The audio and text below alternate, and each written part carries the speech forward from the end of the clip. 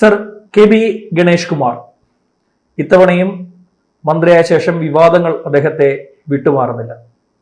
വന്നപാടെ അദ്ദേഹം പറഞ്ഞു എനിക്ക് സിനിമാ വകുപ്പ് കൂടി വേണമെന്ന് പറഞ്ഞു. CPM സംസ്ഥാന സെക്രട്ടേറിയറ്റ് കൂടി അതങ്ങ് തള്ളി. രണ്ടാമത് തിരുവനന്തപുരം സിറ്റിയിലോടുന്ന ഇലക്ട്രിക് ബസ്സുകൾ താൻ പിൻവലിക്കാൻ പോവുകയാണെന്ന് പറഞ്ഞു. ഇവിടുത്തെ മേയറൂട്ടി അടക്കം സർവരും ഇറങ്ങി വടിയെടുത്തു. അതും അവസാനിച്ചു. പിന്നീട് അദ്ദേഹം ഇലക്ട്രിക് ഡബിൾ ഡെക്കർ ബസിന്റെ ഉദ്ഘാടനം പ്രഖ്യാപിച്ചു. മുൻ മന്ത്രി ആന്റണി രാജുവിനെ അതിൽ നിന്ന് ഒഴിവാക്കി. പ്രശ്നമായി, വിവാദമായി. ഇപ്പോൾ മലപ്പുറം മാഫിയ പരാമർശം, അതും വിവാദമായി മാറി. തുടർച്ചയായി 5ാമത്തെ ദിവസവും ഡ്രൈവിംഗ് ടെസ്റ്റ് സംസ്ഥാനത്ത് നടക്കാതായി. അദ്ദേഹം ഈ പോക്ക് പോവുകയാണെങ്കിൽ ഈ ടൈം അദ്ദേഹം കംപ്ലീറ്റ് ചെയ്യുമോ? അങ്ങർക്കറിയാം ഈ കംപ്ലീറ്റ് ചെയ്യാൻ കഴിയില്ലെന്ന്. അതുകൊണ്ട് തന്നെ അദ്ദേഹം പിണറായിയെ മുറുക്കി പിടിച്ചിരിക്കുകയാണ്. പലയിടങ്ങളിലെയും മീറ്റിങ്ങുകളിൽ പിണറായി പ്രസംഗിക്കുന്നതിനേക്കാൾ രൂക്ഷമായി എതിർ കക്ഷികളെ വിമർശിച്ചുകൊണ്ട് അദ്ദേഹം പ്രസംഗം നടത്തുന്നുണ്ട്. പിന്നൊന്ന്, ഇപ്പോൾ പോലും അദ്ദേഹം നാട്ടിലില്ല, വിദേശ പര്യടനത്തിലാണ്. കാരണം പിന്നെ ഈ ഡ്രൈവിംഗ് ടെസ്റ്റ് അദ്ദേഹം സ്വോദ്ദേശ്യത്തിലാണ് തുടങ്ങിയതെന്ന് തോന്നി.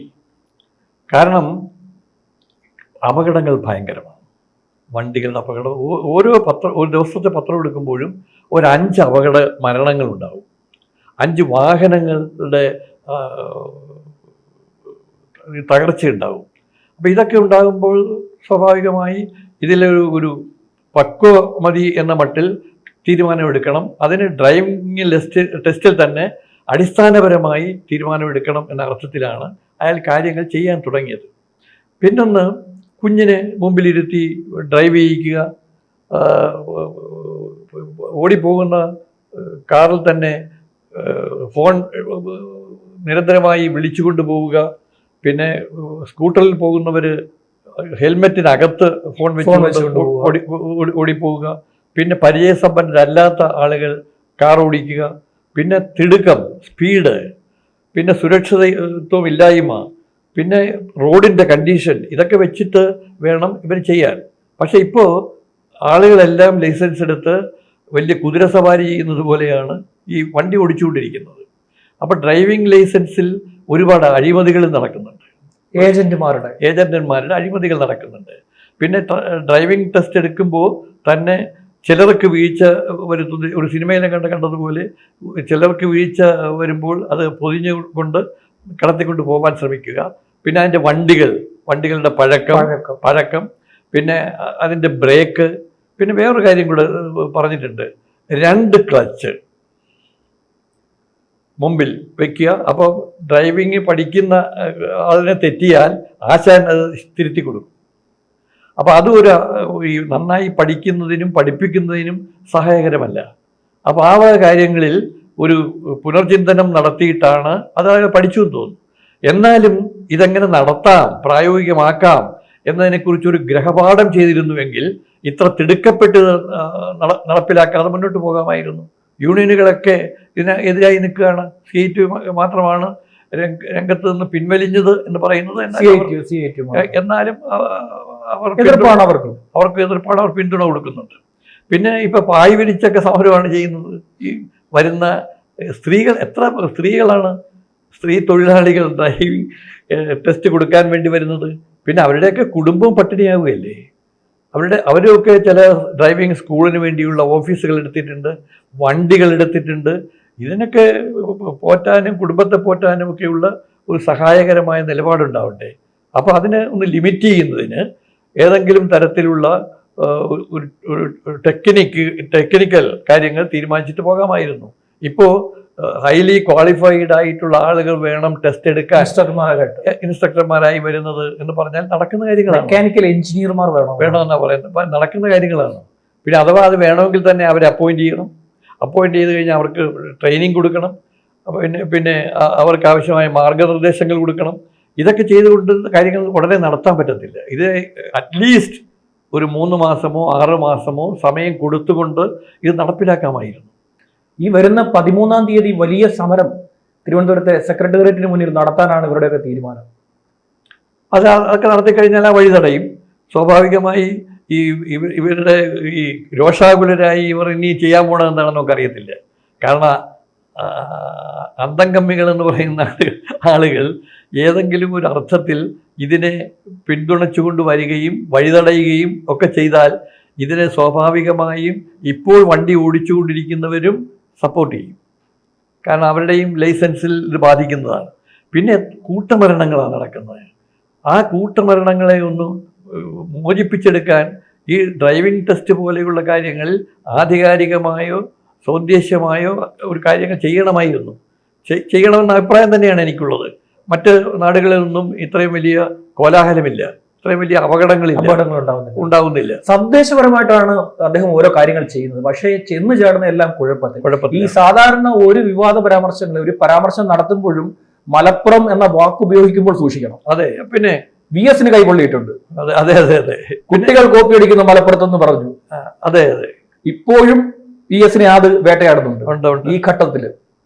വേറൊന്നുണ്ടല്ലോ, അദ്ദേഹത്തെ കുറിച്ച് നമ്മൾ കഴിഞ്ഞ ഇത് ചെയ്തപ്പോൾ സുരേഷ് ഗോപി ഇഫ്താർ വിരുന്നിൽ പോയി കഞ്ഞി കുടിച്ചതൊക്കെ അതിനെക്കുറിച്ചൊക്കെ ഇതിനെ വളരെ ആക്ഷേപിച്ചു പറഞ്ഞു. അതിനെ നമ്മൾ രൂക്ഷമായി വിമർശിച്ചുകൊണ്ട് തീർച്ചയായും മാത്രമല്ല NK പ്രേമചന്ദ്രനെതിരെ പറഞ്ഞു. അദ്ദേഹത്തിന്റെ അടുത്ത സുഹൃത്തായിട്ടുള്ള ഷിബു ബേബിജോട് അദ്ദേഹത്തെ രൂക്ഷമായി വിമർശിച്ചു ഇതിന്റെ പേരിൽ മാത്രം. അതെ അതെ. അപ്പോൾ സ്വാഭാവികമായും ഗണേഷ് കുമാറിൻ്റെയും ഒരു ഗ്രാഫ് താഴ്ന്നുകൊണ്ടിരിക്കുകയാണ്. അയക്ക് വേണമായിരുന്നെങ്കിൽ ഒരുപാട് കാര്യങ്ങൾ ചെയ്യാം. ഇതൊന്നും ലാഭത്തിൽ കൊണ്ടുവരാനാണ് അദ്ദേഹം നോക്കേണ്ടത്. അത് നടക്കുന്ന കാര്യമല്ല. വിജു പ്രഭാകർ ഇരുന്നപ്പോൾ കുറച്ച് കാര്യങ്ങളൊക്കെ ചെയ്തതാണ്, അതിൻ്റെ ഒരു തുടർച്ചയുണ്ടായില്ല. പിന്നെ കള്ളു കുടിച്ചുകൊണ്ട് വാഹനങ്ങൾ ഓടിക്കുന്നു KSRTC. അപ്പോൾ അവർ പിന്നെ മെക്കാനിക്കുകൾ സാധനങ്ങൾ മോട്ടിച്ചുകൊണ്ട് പോകുന്നു. സാധനങ്ങളൊന്നുമില്ല, ഒന്നും വേണ്ടല്ലോ. യദുവിൻ്റെ വണ്ടിയുടെ മെമ്മറി കാർഡ് പോലും അടിച്ചു മാറ്റിക്കൊണ്ട്. അപ്പോൾ ഈ ട്രാൻസ്പോർട്ട് ഡിപ്പോ തന്നെ ഒരു ഈജിയൻ തൊഴുത്താണ്. അപ്പോൾ അതിനെ ഒന്ന് പരിഷ്കരിച്ചെടുക്കാനും അതിൽ കൂടുതൽ കാര്യങ്ങൾ ചെയ്യാനുമുള്ള തയ്യാറെടുപ്പുകൾ വേണം. പിന്നെ ഓട്ടോറിക്ഷ കൂടുതൽ കാശ് വസൂലാക്കുന്നു. അപ്പോഴാണ് ഈ ഇലക്ട്രിക് ബസ്സുകൾ വന്നിട്ട് 10 രൂപ മിനിമം ഡിമാൻഡിൽ ഒരു നിശ്ചിതമായ ദൂരത്തിൽ പോകാൻ കഴിയും എന്ന് തീരുമാനിച്ചത്. അതിനെയും ഉലയ്ക്കാനും തകർക്കാൻ വേണ്ടിയാണ് ഗണേശ് തീരുമാനമെടുത്തത്. അപ്പം ജനങ്ങളുടെ വികാരത്തെ കൂടി മാനിച്ചുകൊണ്ട് ജനങ്ങൾക്ക് കൂടി ഹിതകരമായ ഒരു പരിഷ്കാരം കണ്ടെത്താൻ വേണ്ടി ഗണേശ് ശ്രമിക്കുന്നില്ല. സ്വയം കുഴി തോണ്ടി വീഴാനാണ് ഗണേശ് ശ്രമിച്ചുകൊണ്ടിരിക്കുന്നത്. അതുകൊണ്ട് അദ്ദേഹത്തിന് ഇത് ദീർഘകാലം കൊണ്ടുപോകാൻ കഴിയുമോ എന്ന കാര്യത്തിൽ എനിക്ക് ശങ്കയുണ്ട്. എടുത്തുചാട്ടമാണ്. ഒന്നും സന്ദേശപരമായി ചെയ്യുന്നതെല്ലാം പുള്ളി എറിയുന്നത് എന്തും ബൂമറാങ് പോലെ തിരിച്ച് പുള്ളിക്ക് കൊള്ളുകയാണ്. അതേ കഷ്ടകാലം ചിലവായിരിക്കും. ഈ കഷ്ടകാലം കൊണ്ടാണ് ഈ ചെയ്യുന്നത്. ഒന്നും വർക്കത്താവുന്നില്ല, ഒന്നും ഫലവത്താവുന്നില്ല, ഒന്നും ക്ലച്ച് പിടിക്കുന്നില്ല. അപ്പോൾ സ്വാഭാവികമായും അദ്ദേഹം ഇനിയൊരു എല്ലാ കാര്യത്തിലും ഒരു പുനർചിന്ത കൊണ്ടാണ്. പിന്നെ ആന്റണി രാജുവിനെ ഒന്നും ആവശ്യമില്ലാതെ ദ്രോഹിക്കേണ്ട കാര്യമില്ലായിരുന്നു, അവമാനിക്കേണ്ട കാര്യമില്ലായിരുന്നു. ആന്റണി രാജു ചെയ്യുന്നതെല്ലാം ശരിയാണ് എന്ന അർത്ഥത്തിലല്ല, എന്നാലും അയക്കും ഒരു സന്ദേശപരമായ കാര്യങ്ങൾ ചെയ്യണമെന്നുണ്ടായിരുന്നു. അയാളെപ്പോലും ഡബിൾ ഡെക്കർ ഉദ്ഘാടനത്തിന് വിളിച്ചില്ല. അപ്പോൾ അവിടെയൊക്കെ അപമര്യാദയായി കാര്യങ്ങൾ ചെയ്യുന്നു. അദ്ദേഹത്തിന് തന്നെ ഇപ്പോൾ ഒരുപാട് പ്രയാസപ്പെട്ടിട്ടാണ് മന്ത്രിസ്ഥാനത്ത് വന്നത്. അതിനെ തുടരാൻ വേണ്ടി പിണറായി വിജയൻ്റെ ഏറ്റവും വലിയ പ്രീതി പിടിച്ചു പറ്റാനുള്ള ശ്രമത്തിൻ്റെ ഭാഗമാണ്. പക്ഷേ ചെയ്യുന്നതെല്ലാം അതിനാണ് NK പ്രേമേന്ദ്രനെ പോയി ചൊറിഞ്ഞത്. അതെ അതെ അതെ. പിണറായിയുടെ പ്രീതി കിട്ടാൻ വേണ്ടിയാണ്. പിണറായിയുടെ ഏറ്റവും വലിയ ശത്രു NK പ്രേമേന്ദ്രൻ. അതെ അതെ അതെ അതെ. അദ്ദേഹത്തെ ഇത്തവണ തോൽപ്പിക്കാൻ വേണ്ടി ക്യാമ്പ് ചെയ്താണ് പിണറായി ജോലി ചെയ്തത്. അതെ അതെ. കൊല്ലത്ത് തോൽപ്പിക്കുക നടക്കത്തില്ലെന്നേ. കാരണം ഒരു ജനപ്രിയനായി കഴിഞ്ഞാൽ ജനങ്ങൾക്ക് വേണ്ട കാര്യങ്ങൾ നടത്തുന്നു എന്ന് പറഞ്ഞാൽ ഒരു കൊച്ചു കാര്യം ചെയ്തു എന്നുള്ളത് കൊണ്ട് പ്രധാനമന്ത്രി MP ആയിരിക്കുന്ന ഒരാളെ കാപ്പുടിക്കാൻ വിളിച്ചപ്പോൾ പോയത് ഒരു അപരാധമാണെന്ന് പറഞ്ഞുകൊണ്ട് നാടൊരുപോലെ പ്രസംഗിച്ച് ശകാരിച്ചു കൊണ്ടുപോവുകയാണ് ചെയ്തത്. പിന്നെ അദ്ദേഹത്തെ വിളിച്ചതൊക്കെ അറിയുന്നുണ്ട്, പരനാറി എന്നൊക്കെയാണ് വിളിച്ചത് മുഖ്യമന്ത്രി. അപ്പോൾ അതൊക്കെ എടുത്തു കൊള്ളുകയാണ്. പിന്നെ ഇത്തവണ അവിടെ കൊല്ലത്ത് ഗണേശൻ ആഞ്ഞു പ്രവർത്തിക്കുന്നു, മുകേഷ് ആഞ്ഞു പ്രവർത്തിക്കുന്നു. ഇവരൊക്കെ ആഞ്ഞു പ്രവർത്തിക്കുമ്പോൾ പോലും കോൺഗ്രസിൻ്റെ ഒരു പ്രധാന സ്ഥാനാർത്ഥി അല്ലെങ്കിൽ പോലും RSPയുടെ സ്ഥാനാർത്ഥിയായിട്ട് പോലും NK പ്രേമചന്ദ്രൻ തന്നെ ജയിക്കാൻ പോവുകയാണ്. അപ്പോൾ അവിടെ കൊല്ലത്ത് ഒരു അടി കിട്ടും. പത്തനാപുരത്ത് അദ്ദേഹത്തിൻ്റെ ഒരു സിനിമ ഗ്ലാമർ കൊണ്ടാണ് അവിടെ ജയിച്ചു വരുന്നത്. സ്ത്രീകളുടെ വോട്ട് കൊണ്ടാണ് കൂടുതൽ ജയിച്ചു വരുന്നത്. പിന്നെ ഇപ്പോൾ തന്നെ കുടുംബത്തിൽ തന്നെ അന്തഃഛിദ്രമാണല്ലോ, പെങ്ങളുമായിട്ടുള്ള വഴക്ക്, സ്വത്ത് തർക്കം ഒക്കെ നടത്തിക്കൊണ്ടിരിക്കുകയാണല്ലോ. അപ്പോൾ ഗണേശൻ ഇനിയും ഇതിനെ ഒരു നല്ല കാര്യത്തോടു കൂടി വേണ്ടപ്പെട്ടവരെ വിജ്ഞാനികളായ ആളുകളെ വെച്ചുകൊണ്ട് എങ്ങനെ പുനഃസംവിധാനം ചെയ്യാമെന്ന് ആലോചിക്കണം. അദ്ദേഹത്തിന് നല്ലൊരു ഇമേജ് ഉണ്ടായിരുന്നു. ഈ പിണറായിയുടെ പ്രീതി പിടിച്ചു പറ്റാൻ വേണ്ടിയുള്ള അദ്ദേഹത്തിന്റെ ശ്രമങ്ങൾ അദ്ദേഹത്തെ നശിപ്പിക്കുകയാണ്. അതായത് കൃത്രിമമായി അദ്ദേഹത്തിന്റെ പ്രീതി പിടിച്ചു പറ്റാൻ വേണ്ടിയുള്ള ആവേശകരമായ പ്രസംഗവും ആവേശകരമായ എതിരാളികളെ അറ്റാക്ക് ചെയ്യുന്ന സമ്പ്രദായവും കൊണ്ട് അദ്ദേഹത്തിന്റെ കുഴി സ്വയം തോണ്ടുകയാണ്. വളരെ രസകരമായ ഒരു സംഭവം പറയാം. അദ്ദേഹം KSRTCയിലെ ഡ്രൈവർമാരെ ഊതിക്കാൻ തീരുമാനിച്ചു ഈ മദ്യപിച്ചിട്ടുണ്ടോ എന്നറിയാൻ. അദ്ദേഹത്തിന്റെ സ്വന്തം മണ്ഡലത്തിലെ പത്തനാപുരം ഡിപ്പോയിൽ സർവീസുകൾ മുടങ്ങി. കൂട്ടത്തോടെ ഡ്രൈവർമാർ അവധിയെടുത്തു. എന്തൊരു അപകടകരമായ സ്ഥിതിയാണെന്ന് ആലോചിച്ചോണം.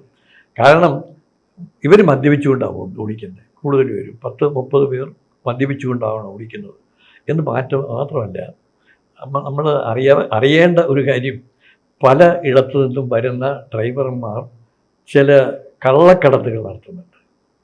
സ്റ്റേറ്റ് വിട്ട് പുറത്തു പോയി വരുന്നവർ, സ്റ്റേറ്റ് വിട്ട് പുറത്തു പോയിട്ട് വരുന്നവർ സ്വർണം കടത്തുന്നുണ്ട്.